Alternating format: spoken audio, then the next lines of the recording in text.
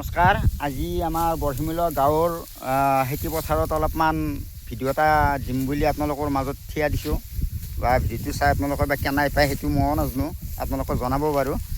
বৰ্তমান ধান কাটি থকা অৱস্থাটো দেখাইছোঁ আৰু ধান কাটি আছে। কেনে লাগছে ধান কাটি? ধান ভাল হৈছে না? ধান যি নহওক এই ভাল বুলি ক'ব লাগিব আমাৰ বানপানীয়া জেগা যাতে, হয়নে নহয়? আৰু হয়তো আমি আহাবাৰ এই পথাৰখনত ধান দেখা নাপাব পাৰোঁ, কাৰণ আমাৰ বানপানী যথেষ্ট গুণে হয়।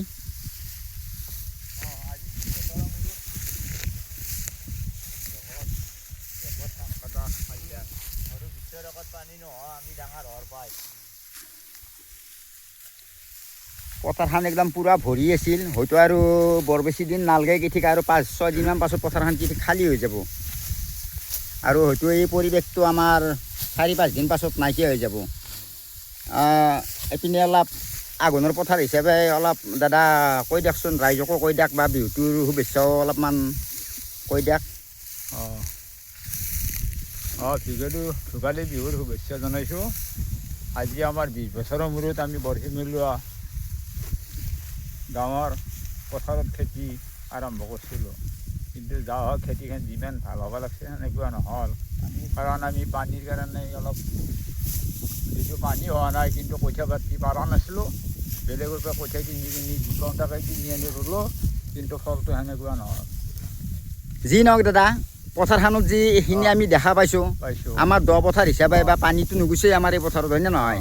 সেইটো কাৰণে বহুত ভাল লাগছে। যি নহওক আমাৰ দেখাটো গোটাই বেয়াও হোৱা নাই, হয়নে নহয়? হয়তো তাতকৈ 1 মোন বা 2 মোন কমি গৈছে, সেইটো বাৰু হেৰি আপুনি দেখাইছোঁ। আঘোণৰ পথাৰ হিচাপে আপুনি বা কি কয় ৰাইজক? আৰু কি ক'ম, বাপৰে বহুত ডাঙৰ হোৱাৰ পৰা এই প্ৰথম তাৰমানে ধান কাটিলোঁ আৰু পানী নহয়, এই বছৰে লাগ পোৱা গ'ল তাৰমানে আমি ইমান ডাঙৰ হোৱাৰ পৰা। ৰাইজ হৈ গৈছে তাৰমানে আৰু শুনাটো পালাকাই। এইটো আমাৰ বৰভাগ বৰশিমূলীয়াৰ তাৰমানে এইটো ধানৰ খেতিৰ তাৰমানে পৰিস্থিতি।